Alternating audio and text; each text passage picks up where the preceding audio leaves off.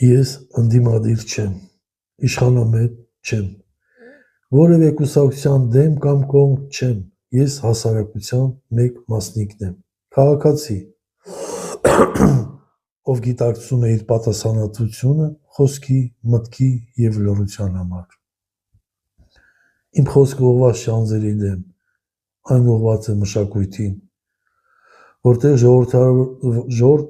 ժողովրդավարությունը չի կարող լինել մենախոսություն, իսկ հանրային վստահությունը չի կարող կառուցվել փակ դռների հետևում։ Եթե խոսում ենք ժողովրդավարությունից, ապա դրա հիմքը բաց երկխոսությունն է քաղաքացու հետ, ոչ թե խուսափումը, ոչ թե լռեցնելու փորձերը։ Ես չեմ ուզում որևէ մեկին պարտադրել իմ ճշմարտությունը։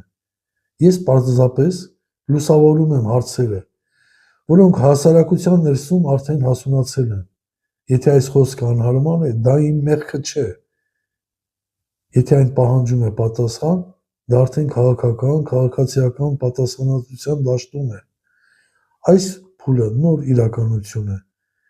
և այդ իրականությունում քաղաքացին այլևս դիտորդ չէ։